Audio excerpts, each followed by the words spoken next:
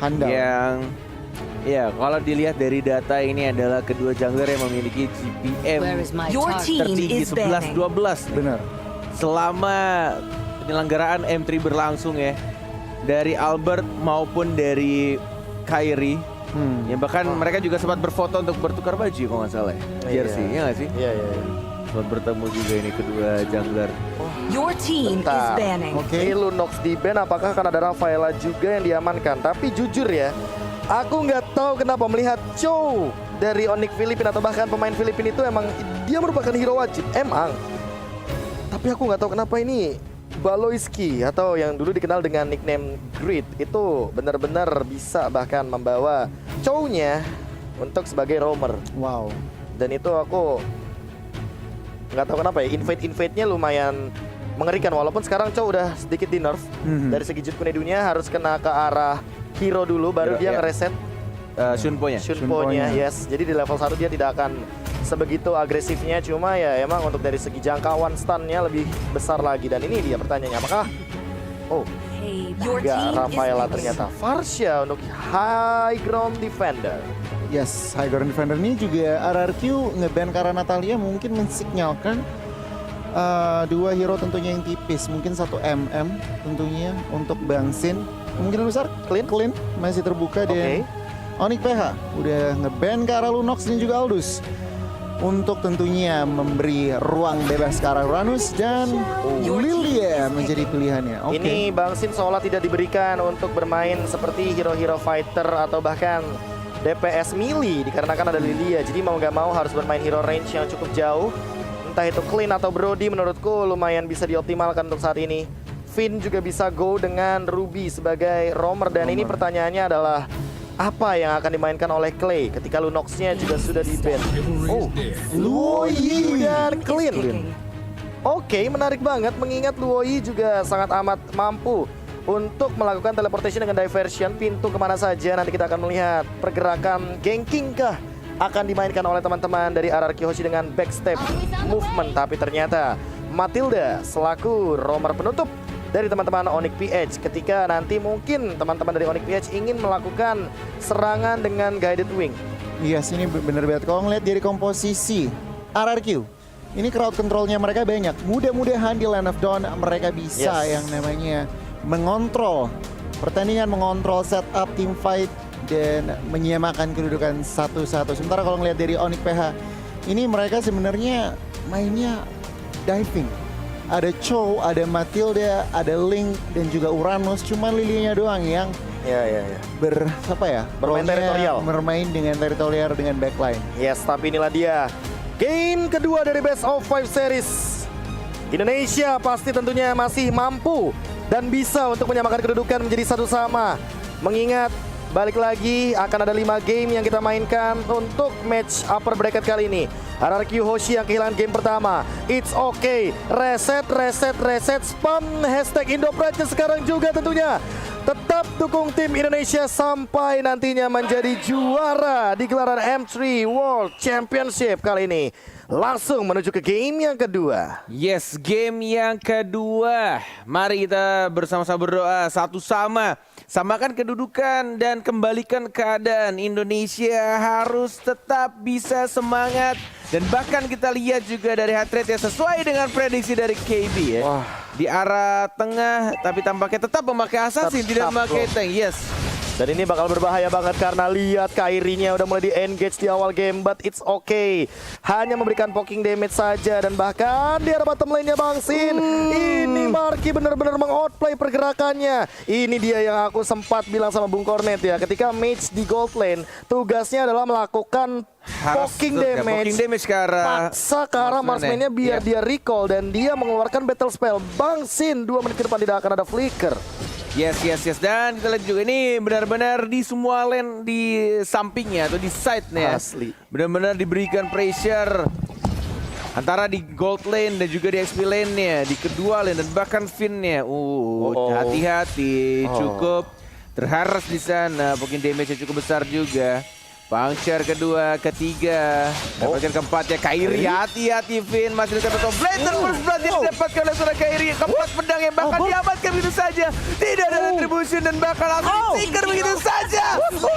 Chow-nya, oh my god. Super dive dilakukan oleh Onyx PH dan bahkan mungkin RRQ Hoshi belum siap untuk menerima serangan tersebut. Dan kali ini 2-0 bahkan early aggression yang tadi udah sempat dibilang sama Goni terjadi bahkan di bawah menit yang ketiga. Wow, ini bahaya banget. Bahkan diving komposisinya langsung langsung dieksekusiin oleh teman-teman di PH. Lagi dan lagi RRQ udah behind di early, mereka harus lebih berhati-hati nih. Aduh, Ini 3 menit ke depan. Yes, ini jadi mengingatkan game yang pertama yang dilakukan oleh Hatred. Ini Chow-nya benar-benar flicker Jet Kundo ke arah Albert 2 game berturut-turut. Jadi itu mengganggu banget untuk dapetin point kill, bahkan tadi barusan tidak ada flicker Dwarf Dragon-nya. Masih ada flicker untuk menyelamatkan diri dari seorang Clay ketika ada jeda waktu untuk melakukan Dwarf Dragon. Tapi kita lihat di sini sudah menuju ke arah turtle. Belum ada yang nge-start dan tampaknya ini Kairi si smart play yang dilakukan tuh benar-benar kayak sabar banget nungguin dan bahkan dia diam-diam pengen dapetin satu orange buff. Yes, dan dia pegang retribution kali ini. Albert harusnya sudah mulai menyadari bahwa dari orange buff-nya menghilang. Puncture mungkin akan ada satu pergerakan, tapi ternyata langsung di retribution dengan cepatnya. Albert bakal dikejar Hatred, tapi kali ini hanya mengamankan untuk Cyclone Eye dan retribution dari Albert juga sudah digunakan. Jadi tidak ada yang punya retribution. Turtle mungkin akan di-kiting saja, hanya untuk tarik ulur dan tidak akan ada yang bergerak ke arah top lane.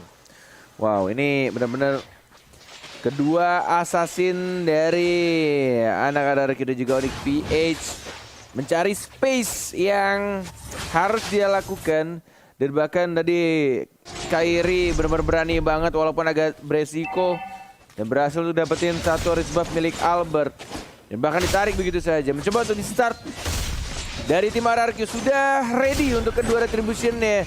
Half HP dari Turtle Attacking Eagle yang digunakan dan bahkan terkena seorang Albert ya sekarang bisa saja Turtle diamankan oleh tim RRQ dapat satu point kill. Tempest of Blade mencoba untuk kabur dengan menggunakan Fit Voice-nya. Tapi kita di sini Albert ya dan bahkan satu Falling Star bersama baik. Flicker sekarat darahnya mencoba untuk langsung maju ke depan dan R7 akhirnya men-shutdown pergerakan dari seorang Glarsky. Yes, itu dia yang aku bilang di mana Albert akan sangat memiliki keunggulan ketika di setup Turtle. Dan kali ini lihat perlahan-lahan mulai snowball dan pasti banget untuk mendapatkan keunggulan di early gamenya 2-2 dan bahkan lihat dari pergerakannya Kairi, dia tidak mau kalah kali ini. Walaupun Albert perlahan-lahan tapi pasti mencuri untuk dari segi EXP dan goldnya, tapi Kairi juga nggak mau ketinggalan. Lihat apa yang dilakukan, dia mirroring yang dilakukan oleh Albert rotasinya. Albert ke atas, Kairi ke bawah. Mungkin dia tahu kalau power spike-nya nggak untuk di early game, Bung Cornet. Iya, dia cari jungle ya, dia dapetin Kramer-nya. Bahkan yang dapat turtle dari RRQ tapi level 8 duluan justru dari Kairi-nya. Karena dia ya diam-diam lah, dia cari farmingan-farmingan yang menurutnya aman dan bisa dia ambil entah dari Kramer ya, entah dari Orange Buff atau dari Rock Ursa. Dan bahkan 3 orang di arah bottom lane-nya masih bisa untuk dibersihkan. Dan Dwarf Dragon ke arah R7 ya, R7 masih mencoba untuk kabur tapi langsung dari musuh begitu saja. Dan Fit Voice-nya langsung mengamankan satu point kill terhadap seorang R7. Wah, gila, lagi RRQ masih behind, tetapi ini benar-benar smart banget dari Kairi. Makanin jungle-nya dari Albert. Dan itu yang harus diperhatikan, Beloyski masih selamat dengan 1 HP. Tapi jujur ya, ini temponya jadi slow banget gue nih. Diturunin. Iya, diturunin. Entah kenapa. Walaupun menggunakan assassin ya, tapi kali ini langsung ada I'm Offended begitu saja. Finn mencoba untuk mengincar karena Marky 4 hero bahkan langsung ada random execution dan bahkan dihilangkan Bang Sin. Dengan kali ini quick draw-nya mendapatkan 1 dan bahkan lihat pergerakan dari Clay-nya. Dia nggak mau mid lane-nya hancur juga. R7 bakal langsung mengcover dengan cepatnya ke bagian mid lane. Falling Star Moon pun dilontarkan dan bahkan Glarsky sudah melakukan sedikit rotation ke arah bottom lane untuk menukarkan pergerakannya dengan Marky.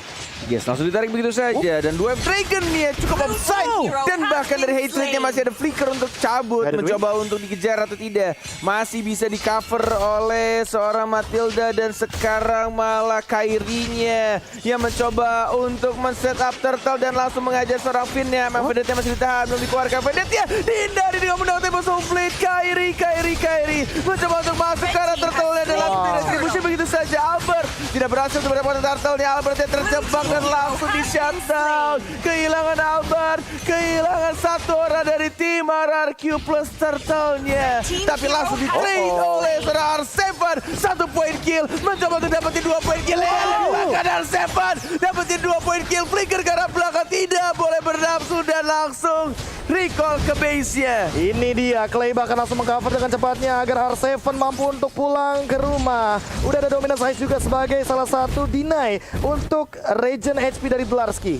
Wow, R7 di sini mengembalikan, mencari kompensasi sedikit demi sedikit, tetapi positioning Clay, seorang Deden harus berhati-hati. Kalau dia tidak berhati-hati, akan dimakanin oleh Cho, Matilda dan juga Ling. Dan untuk saat ini gold cuma dari Onyx PH 1000. Tetapi RRQ harus lebih milih-milih teamfight juga sih masih. Lebih milih-milih teamfight. Kali ini Falling Star Moon digunakan, bahkan ada flicker juga dari Baloyski. Finnya apakah dia bakal mengincar ke arah depan, tapi kali ini lihat Marky. Dia hanya ngereset dari satu Black Six saja. Blarski juga dipaksa untuk mundur. Dan Albert kali ini mendapatkan satu buff. Yes, itu dia power spike dari Kairi. Yang kali ini, wait, Hatred ternyata yang malah melakukan split push. Memanfaatkan di mana posisi dari teman-teman RRQ Hoshi yang lebih dominan ke arah bottom lane karena purple buff dari Kairi sudah hilang. Yes, tidak ada purple buff. Purple buff dari Albert pun sudah mulai muncul. Walaupun berbeda 2K untuk goldnya, 25 detik lagi untuk Turtle akan muncul. Ini Turtle yang ketiga. Dan bahkan kita lihat juga pergerakan di arah mid lane Black Shoes-nya digunakan. Dan Black Shoes-nya tidak ada lagi. Langsung di shutdown begitu saja oleh anak-anak RRQ Hoshi. Mencoba untuk dapetin mid turret-nya kah? Karena sudah mulai dibersihkan atau menuju ke arah Turtle dalam 5 detik lagi. Tapi Hatred-nya masih sabar menunggu di rerumputan.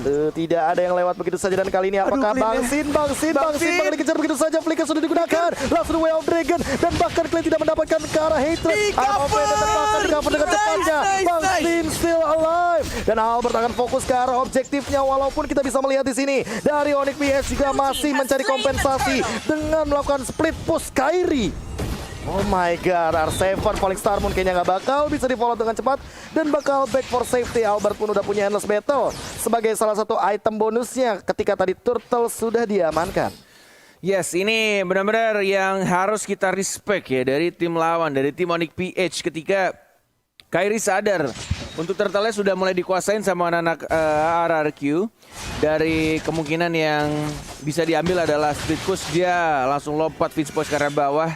Dengan split push walaupun belum didapatkan tengahnya. Draski-nya ditarik, tidak dipersilahkan untuk menggunakan flicker, consecration dan lain-lainnya. Langsung di-commit untuk dapetin satu Ranus di arah tengah KB. Yes, dan ini bakal jadi bagus banget karena 8-5. Bahkan kali ini sudah mulai dikejar dari segi gold leadingnya. Yes. Goni apakah kali ini harus terus-terusan melakukan pick off dari RRQ Hoshi? Wow, ini kalau ngelihat dari segi tempo permainannya, mereka harus ngontrol lane-nya sih, lebih ke arah control lane-nya dulu. Karena tiba-tiba flickernya bagus banget dari Marky yang harus diumbangkan, tapi di sisi lain lihat Kairinya, dia juga udah mulai kelihatan dan muncul lagi kali ini satu turret untuk RRQ Hoshi. Ini kalau ngelihat ya, Chow-nya udah ngumpulin BOD dengan High and Dry, Clay dan juga Sin. Ini bisa langsung di solo kill. Positioningnya lagi harus diperhatikan. Oke, Baloyski apakah bakal terculik lagi? Ternyata nggak dikasih untuk satu pergerakannya, tapi Flicker masih bisa digunakan Bangsin. Play yang luar biasa. Circling Eagle tapi masih ada Bangsin. Damage hanya baik saja. Bangsin is back ya guys ya. Tapi kali ini Kairi 1v1 situation melawan R7. Dia membutuhkan si Helbert karena kali ini R7 sangat amat kuat dengan Frostmourne Shield-nya. Kelas banget flicker ke depan, and then dia skill 2 untuk menangkap pergerakan dari seorang Matilda. Ini dia replay yang dilakukan oleh Bangsin. Sabar menunggu, set flicker, lompat, kena stun, and then langsung dipaksakan Circling Eagle dan dapetin poin kill oleh Bangsin. Wow. Oke, tapi kali ini lihat langsung ada pergerakan nama pendek dan bahkan tempat softplay jadi dipaksa. Finnya dalam ancaman, tapi langsung di follow up dengan cepat. Ditumbangkan Finnya, Marky mendapatkan satu duel breaker ke arah belakang, tapi Clay-nya masih bisa survive. Albert mencoba untuk mengincar karena Blarski, tapi lihat regen SP-nya dan bahkan ada dispersion rotation. Langsung ada Circling Eagle ke arah belakang. Bangsin masih bisa survive dan bahkan masih back for safety. Di cover oleh Bang Clay, dan kali ini tidak ada korban jiwa tambahan, hanya Bang Pipin saja yang tumbang. Wow. Oke, kalau kita ngintip item, Dominance Ice sudah dipegang oleh Vin dan juga R7. Bahkan nggak cukup dari itu, NOD juga diamankan Clay. Jadi benar-benar Delarski-nya dipaksa untuk berhati-hati. Sementara Marky dengan Genius One-nya, RRQ harus menjaga nggak bisa ngasal nabrak. Nggak bisa asal nabrak untuk sekarang. Glar harus benar-benar dia respect terhadap Dominance Ice dan bahkan lihat Kairinya.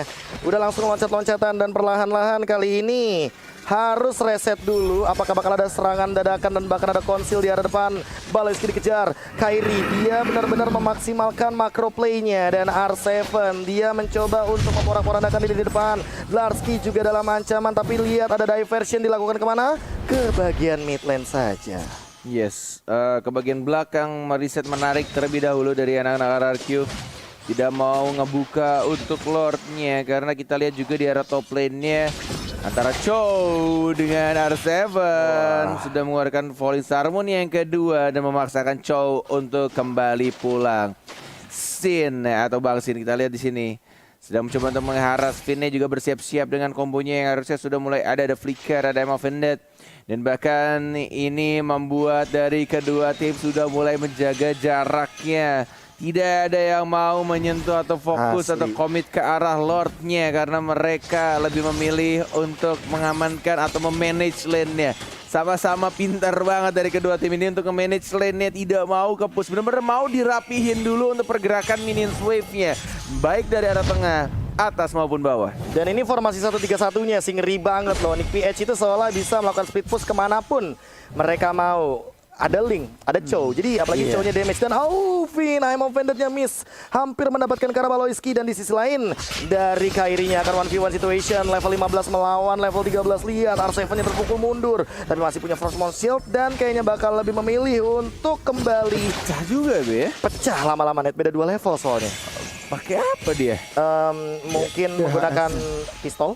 Udah bisa. Ya? Udah Malefic Roar. Malefic Roar udah harusnya. Udah. Jadi minimal kayak Dominance Ice gitu ya, tembus-tembus juga. Tapi Dlarski ini dia formasi 1-3-1 yang dimainkan oleh Onyx PH, di mana mereka itu selalu memaksimalkan untuk clear wave minion di mid, dibiarin aja untuk Marky farming sendirian, dan nantinya Dlarski, Hater dan Kairi yang akan melakukan rotasi secepat mungkin untuk melakukan individual push dan manage dari laning phase yang selalu dimention sama Goni. Sampai titik ini, Sin dan juga Clay posisinya baik. Ada opening kali ini.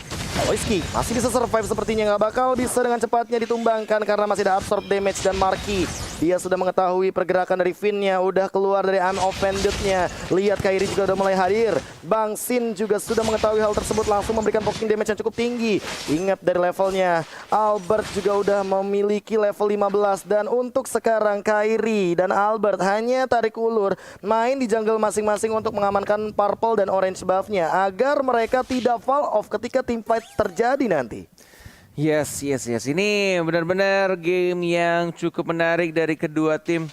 Bahkan kita lihat juga dari anak-anak RRQ Hoshi yang mencoba untuk melakukan penyerangan, tapi balik lagi yang dilakukan sama anak-anak Onyx PH terlalu banyak speed pusher.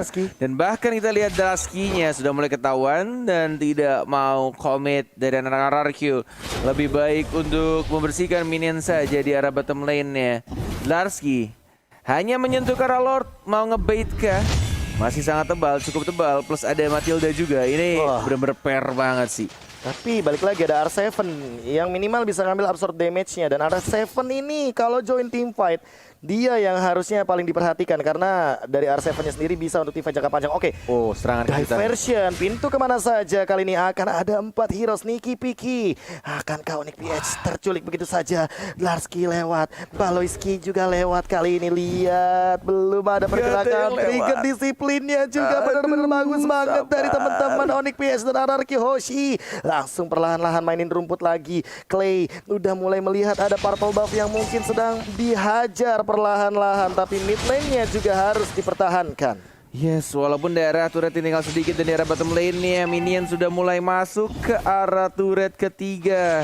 Harus kembali reposition tapi dipaksakan perang di sana. Clay-nya flicker ke arah belakang dan langsung ditumbangkan dengan Tempest of Blade dari sana Kairi. Dan bahkan Offended dia tidak berhasil menarik satu orang pun KB. Dan kali ini Kairi-nya benar-benar bebas banget. 4 melawan 5, apakah bakal dikontes? Karena Albert setengah darah begitu saja hilang. Ketika di sana ada pergerakan dari Marky. Dan kali ini Baloyski-nya memporak-porandakan formasi di mid lane. Bang Sin mencoba untuk memberikan poke damage, tapi ternyata Dlarski cukup strong di lini depan. Walaupun ada pergerakan life drain, tapi cuek. Baloyski mencoba untuk mengcover dan Lordnya bakal diamankan tanpa adanya kontes di menit yang ke-16. Lihat Larski bahkan tidak nge-trigger dari consecration-nya.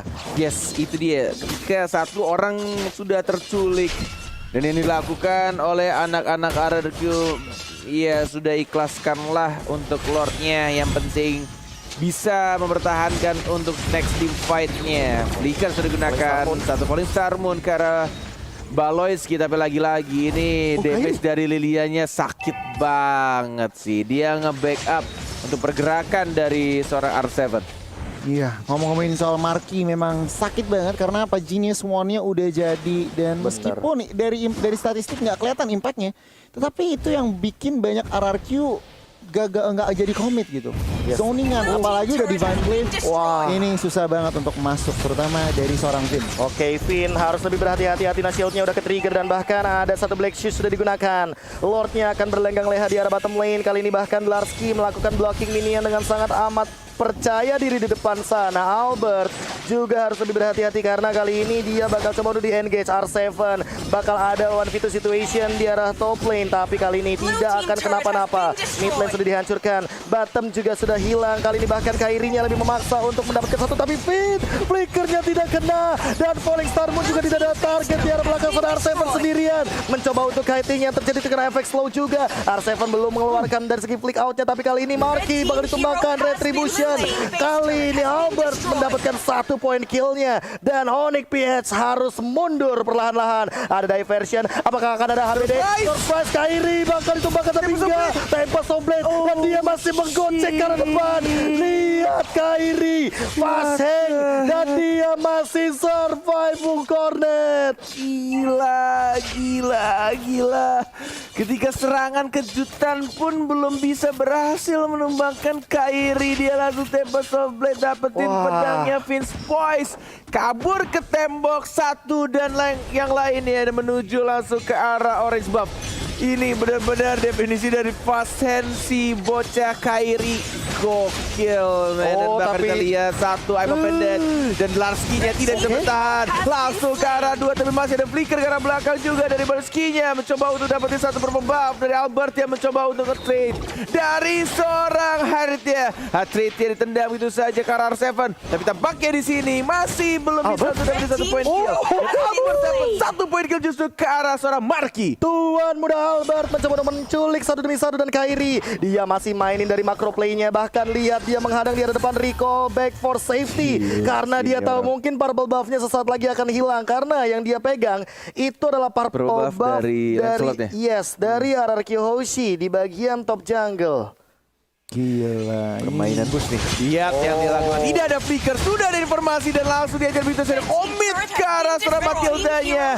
Diamankan, di-secure begitu saja oleh seorang Clay. Dalam 47 detik lagi, Lord akan muncul dan kita lihat permainan dari Argo mulai pelan-pelan membalaskan apa yang terjadi. Menuju ke arah mid lane juga fokus dari serang Sinnya untuk dapetin turret yang terasa. Dan masih ada Don Run Wolf King-nya. Dari seorang Finn masih tetap ingin mendapatkan turret di arah top lane tanpa bantuan Lord. Mencoba untuk men-setup kembali. Belum ada tarikan dari seorang Finn, tapi Bangsine sekarang. Oh my god.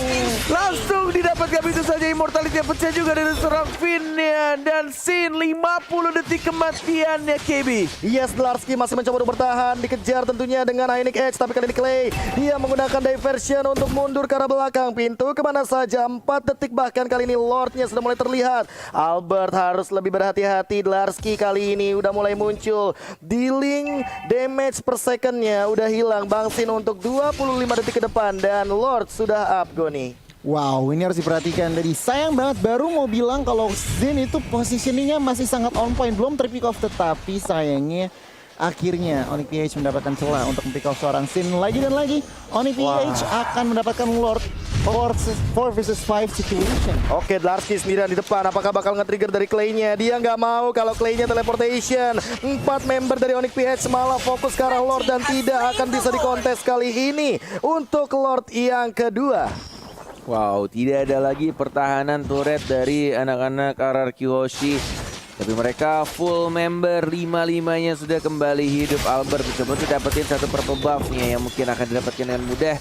Lordnya juga mungkin kita lihat akan muncul sebentar lagi di arah mid lane ya. Mencoba untuk kali ini kita lihat sang raja dari segala raja RRQ harus mempertahankan Lord yang sudah mulai berjalan di arah tengah. Dan bahkan kita lihat juga dari segi mapnya, anak-anak Onyx PH yang akan melakukan serangan dari 3 arah sekaligus. Dan lagi-lagi what the heck, Immortal dipecah dan Volley Salmon yang sangat baik timingnya. Tapi kita lihat di sini tempat sombong sudah digunakan. Albert dia juga fokus ke arah minion dia dan langsung menumbangkan Kairi-nya. Immortal dipecah dan dapat satu poin kill. Dapat kill tapi base saja. Onyx PH berhasil mendapatkan game yang kedua. Tipis banget dan itu bangsinya tidak tersentuh sama sekali. Lihat bagaimana Albert juga mendapatkan double kill. Tapi ternyata tidak cukup dikarenakan 3 minion wave bergerak di waktu yang bersamaan. Dan lihat hatersnya langsung fokus ke arah base-nya. Baloyski juga langsung ke arah base. Lordnya juga gak mau kalah ini. Lordnya auto attack-nya ke base. Base-nya terlalu terekspos ke B Cornet, dimana 3 inhibitor sudah hancur, base-nya terlalu free. Dan meskipun 2 member dari Onyx Philippines sudah hilang,